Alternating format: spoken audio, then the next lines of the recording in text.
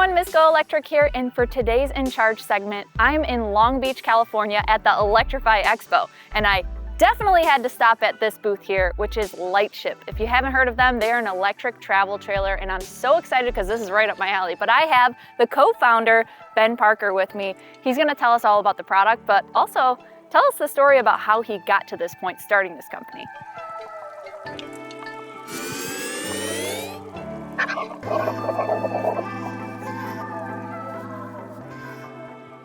I grew up on Nantucket Island in the Northeast because my dad and grandpa were in our innkeepers out there.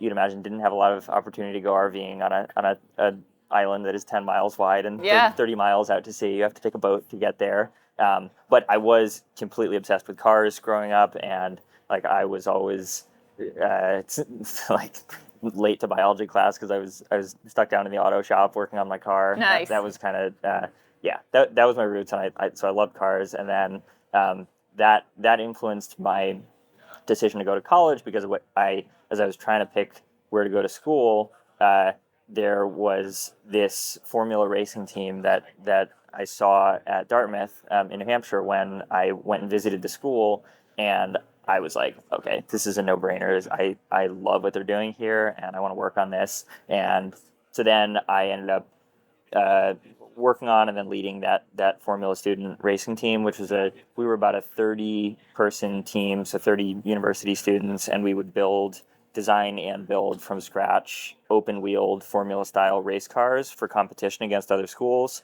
And the one that we built was a hybrid electric race car. And that was my, of course, I was studying engineering there as well, but that was my real kind of path into the auto world was learning by fire on this project, because it was a very intense project to go to competition. And then I started doing internships when I was still in school, and one of them I made my way out to Tesla. Got lucky, had a chance to work on battery engineering at Tesla. I was first doing battery technology, and then I became a battery design engineer. So I was one of the engineers working to design the Model 3 battery. It was such a crazy time because it was a life or death moment for Tesla. It was the production hell that the company went through, and I and my teammates were living it every day in the factory outside of Reno, Nevada. We were like living out of suitcases in casino hotels for about 3 years. So I'd gone through the Model 3 production ramp, and then I came back to the headquarters for the company in Palo Alto, California, and I was working on the next generation battery design, the so-called structural battery that is now going into the Cybertruck and cars that Tesla produces in Texas. I picked up a pet project on the side because I would eat at a food truck every day back at the headquarters, and I was just always so annoyed with these gas generators that they use to run the trucks. And there would be two of them, and one was like spewing its exhaust into the order window of the next, and I was just like fed up with it. So I took it upon myself to try to electrify first those trucks, then I wanted to do it for all the food trucks in the Bay Area. I come from a family of entrepreneurs and small business people, and I kind of took some inspiration from that and watched my dad do that with his life. And I had been thinking about what the next wave of electrification was going to look like in transportation, because it was really clear to me at that point that the Model 3 was a hit, and passenger cars were going to go electric. Company OEMs were making big commitments to go electric, and so I thought it was unstoppable there. But there were going to be other verticals of transportation that would go electric, and so I started thinking about what will those be, and how do I be a part of that next wave? And actually, my co-founder Toby had been, unbeknownst to me because I hadn't met him at that point, had been thinking the same thing. He led finance at Tesla all through the sort of Model S into the Model X era. So great compliment to what I've experienced. So anyway, it all came to a head because COVID started, and people had been mentioning RVs to me as I was working on the food truck project, and I looked into the industry and saw, okay, this is it's like a $30 billion industry. It's 500,000 vehicles every year, but believe it or not, 1 in 10 American families owns an RV. So this is like an enormous American pastime. It's a way that a lot of Americans get out into the outdoors, and I was pretty convinced by that, and knowing that I I personally have always loved road tripping in the outdoors and things like that, even though I hadn't done a lot of RVing. And my last step to be really convinced that I wanted to work on trying to electrify the RV industry, because I could see that it was not happening very fast, was to quit my job at Tesla. COVID, the lockdowns had just started. I rented a Winnebago Class C motorhome. It was like a 28-foot motorhome, and I took it. I took it all around the American West, and I was meeting other RVers and getting into the lifestyle, and also talking to them about what it would mean to go from generators and propane cans and everything that is I think kind of holding back the pastime to a clean, seamless, all electric fuel source.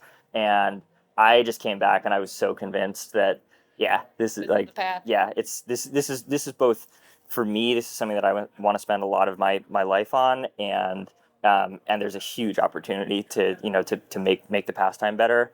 And so then I started working on a first prototype, and then Toby and I met through our first investor, who himself was kind of a Tesla lifer. His name is Dorian. He was first head of the battery team there, and he led the semi-truck program for a couple of years as well. So a lot of relevant background.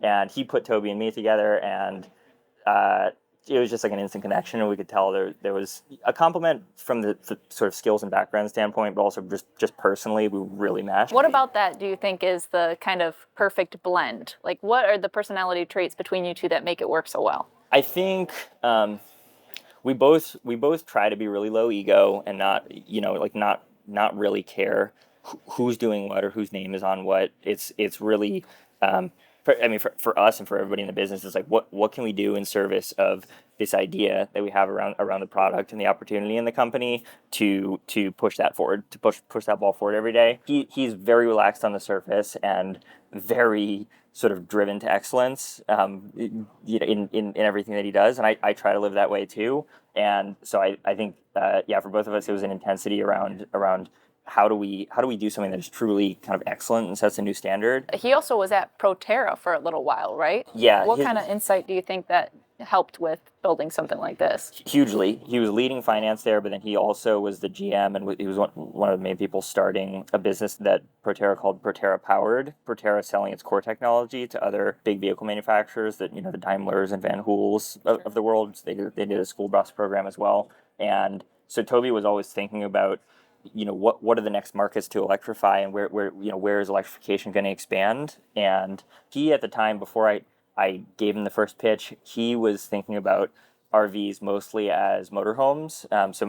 Sure. Like someone working at a bus manufacturer would. He was thinking about the big Class A motor coaches, the RVs that drive themselves.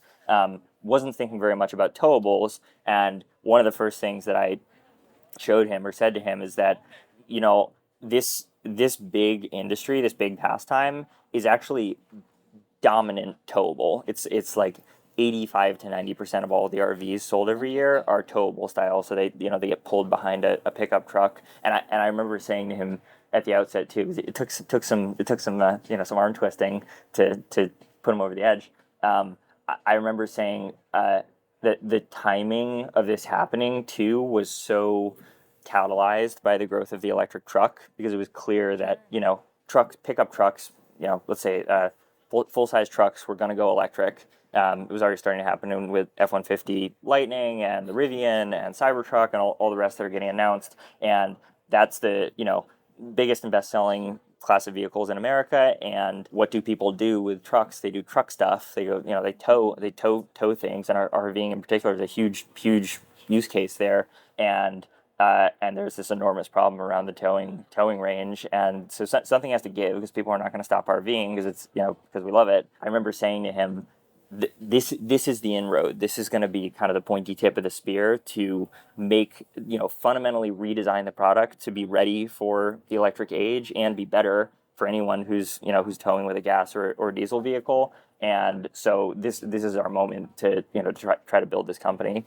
And, for sure. Yeah, he bought it. Yeah. Well, I think I might have bought it too, because you've convinced me this product is pretty amazing. So what is the process and how you order one of these? Okay, it's easy. We launched about 2 months ago. That was when we finished this vehicle too, and we're going to production. Goal is at the very end of next year and then ramping throughout 2025. And so we opened up this reservation bank to basically allow people to actually like get their spot. So it's a $500 down refundable deposit, and you go to lightshiprv.com, which we're going to do right now, and then you reserve the L1. There are going to be these two different variants of the product. One with all electric camping and drive, that's the long range, and then one with all electric camping. And so yeah, you do your reservation. Here we go. Now you can't see this. Put in your contact info. Blur that out. So just one last thing that I want to talk about real quick is that you mentioned, class A, B, C, these different types of, and obviously this is your first product, the L1. Yeah. So I got to imagine there's a 2, 3, 4, 5, whatever's coming. Yeah. But do you see yourself going in those different sectors as well? Travel trailers and towable RVs is the dominant form of RVing, and think of it, this is a little bit like our Tesla Roadster. It is Halo car type idea. Yeah, exactly. We'll sell thousands of them, and ultimately the trajectory and the purpose of the business is towards scale and impact. And to do that, we need to make more and more products that keep addressing more and more of the mainstream of the market. Because in the mainstream of the market, there are hundreds of thousands of trailers sold every year, and that's where we want to go. So yeah, successive products that are already kind of in the roadmap now are going to be more and more accessible to people, and also address different lifestyles, different needs, because people do have different needs within their towable. Absolutely. RVs. So that's what the future looks like. I have to say this is a really great place to start, and you guys are doing amazing things. I'm so excited to get my own. To really honestly, this is right up my alley. So thank you for spending so much time with us today, Ben. We are over the moon to be able to see the product finally inside and out and learn so much more from you today. So thank you guys for watching this latest In Charge segment. And until next time, drive, fly, ride. Go electric. Go electric.